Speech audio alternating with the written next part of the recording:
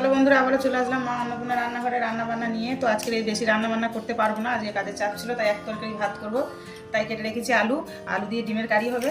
তো এই ডিমের সিদ্ধ করে নিয়েছি, আর আলু কেটে রেখেছি, আলু, টমেটো, কাঁচা লঙ্কা, পেঁয়াজ। তো চলো রান্নাটা দেখতে হবে। তো ডিম ভাজার জন্য কড়াই বসিয়ে দিয়েছি, কড়াইয়ের মধ্যে তেল দিয়ে দিয়েছি। তেলের মধ্যে দিয়ে দেবো সামান্য একটু নুন, আর দিয়ে দেবো হলুদ, তারপর দিয়ে দেবো ডিমগুলো একটু ভেজে নেবো।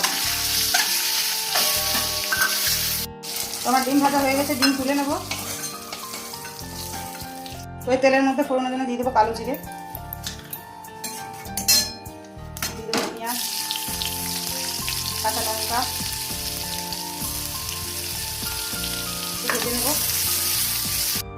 তো চলো, পেঁয়াজ আর লঙ্কা ভাজা হয়ে গেছে, দিয়ে দেবো আলু, তো আমার আলুটা ভাজা হয়ে গেছে, দিয়ে দেবো টমেটো বাটা, আদা রসুনটা একটু কষিয়ে নেবো।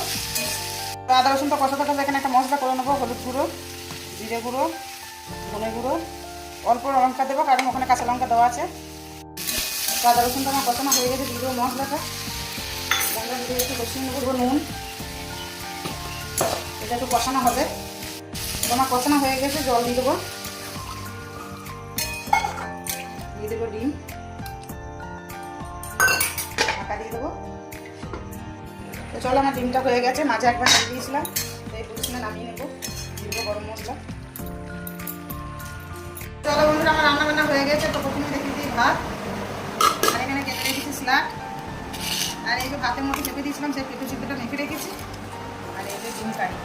তো চলো, আবার দেখা হচ্ছে কালকে।